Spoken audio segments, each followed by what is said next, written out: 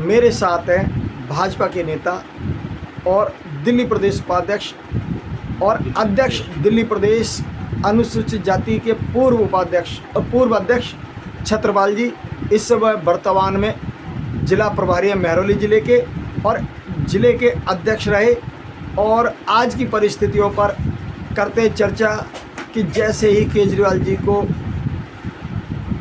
दिल्ली सरकार में अधिकार प्राप्त होने के बाद में किन किन अफसरों पर गाज गिरी और वो कैसा महसूस करते हैं। करते बात छत्रपाल जी से ही। छत्रपाल जी नमस्कार। नमस्कार जी। छत्रपाल जी, जो आज के वर्तमान समय में जी सीजेआई कोर्ट द्वारा, सुप्रीम कोर्ट द्वारा जो इनको पावर दी गई, उससे क्या प्रशासनिक व्यवस्था में क्या सुधार होंगे? माननीय सर्वोच्च न्यायालय ने दिल्ली की आम आदमी पार्टी सरकार को प्रशासनिक अधिकारियों के स्थानांतरण और नियुक्ति का अधिकार दिया।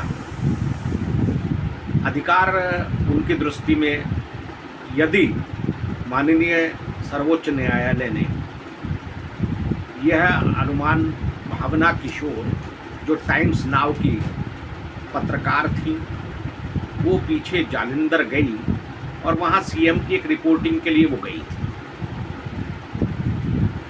पंजाब को पूर्ण राज्य का दर्जा प्राप्त होने के कारण जो अधिकार उनको प्राप्त है, जबकि अभी तो उनका, भावना किशोर का केजरीवाल के साथ सामना हुआ ही नहीं। उन्होंने तब तक कोई सवाल ही नहीं पूछा था।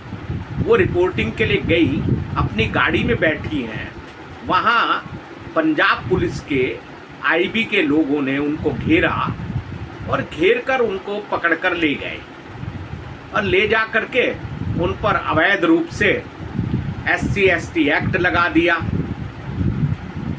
और जिन लोगों ने उनकी शिकायत की वो पंजाब की रहने वाली महिलाएं थी। एक गाड़ी से उनकी भिड़ंत, तो गाड़ी उनके सामने आई, वो ऑटो में थी, तो उसके कारण जो स्थिति वहाँ बनी, आपस में तू मैं हो गई। आपस में तू मैं, जिन महिलाओं को वो पहले जानती ही नहीं, भावना किशोर, और उनको पता ही नहीं कि ये कौन है। भावना किशोर दिल्ली की रहने वाली हैं और वो महिलाएं पंजाब की रहने वाली थी। उन महिलाओं ने भावना किशोर के साथ बदतमीजी की, उस पर इन्होंने SC/ST एक्ट लगा दिया। तो ये अधिकारों का दुरुपयोग होता है, इसको अधिकारों का दुरुपयोग कहते हैं। पर माननीय सर्वोच्च न्यायालय ने, क्षमा करें, भावना किशोर की घटना पर यदि संज्ञान या विचार कर लिया होता तो दिल्ली की इस अक्षम निकम्मी सरकार को प्रशासनिक अधिकारियों के स्थानांतरण और नियुक्तियों का अधिकार कभी नहीं दिया होता। और वो अधिकार मिलते ही इन्होंने उसका दुरुपयोग प्रारंभ कर दिया। जो प्रशासनिक अधिकारी, IAS अधिकारी C राजशेखर शराब घोटाले की जांच कर रहे थे और अब संभवतः वो निर्णायक स्थिति में आ चुके थे, ये अधिकार मिलते ही इन्होंने उसका स्थानांतरण कर दिया। इसका एक प्रशासनिक अधिकारी के कार्य में बाधा डालने का असंवैधानिक काम केजरीवाल ने किया।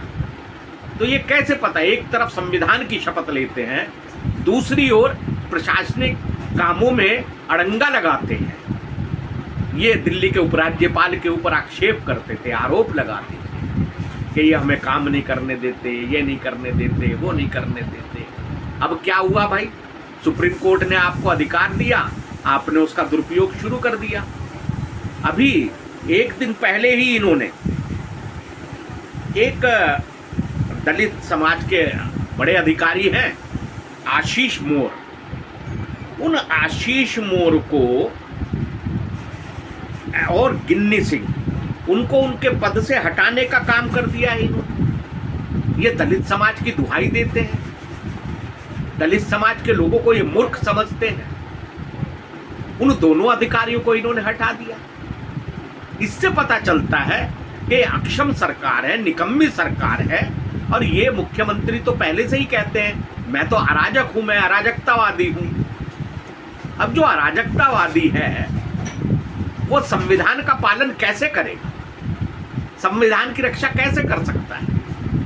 बाबा साहब अम्बेडकर कहते हैं भारत में संविधान लागू होने के पश्चात जब उनकी पार्लियामेंट की डिबेट थी, पार्लियामेंट में वो बोले, संविधान समिति में उनका संबोधन हुआ, ऐतिहासिक संबोधन था वो कहते हैं संविधान निर्माण होने के पश्चात, संविधान आने के पश्चात अराजकता का कोई स्थान भारत में नहीं रहेगा। और जो लोग भारत के संविधान की शपथ लेकर के राजनेता बनते हैं, मुख्यमंत्री बनते हैं, वो संविधान का उल्लंघन करते हैं, संविधान को तोड़ते हैं, खंडित करते हैं। तो ऐसे मुख्यमंत्री को कोई नैतिक अधिकार नहीं है वो दिल्ली की कुर्सी पर बना रहे हैं। और मैं ये मांग करता हूं कि दिल्ली के मुख्यमंत्री को नैतिक आधार पर अपना त्याग पत्र दे देना चाहिए। कांग्रेस के कुछ नेताओं की ऐसी भी शिकायत मेरे साथ बिगर ऑफ कैमरे बात हुई कि जो ऑपरेशन शीश महल टाइम्स नव भारत द्वारा दिखाया गया था, उसके अंदर जो केस की जांच सौंपी गई थी वो भी राजशेखर जी के पास ही थी। हाँ, ये राजशेखर जी के ही पास थी। जो मुख्यमंत्री ने अपने घर पर अपना शीश, वो जो शीश महल बनाया है और उस पर 171 करोड़ रुपए का खर्चा हुआ है।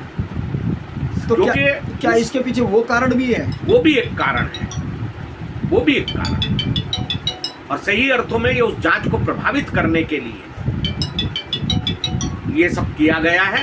माननीय सर्वोच्च न्यायालय और इस देश की सभी लोकतांत्रिक संस्थाओं से ये आग्रह है कि इस स्थिति को देखते हुए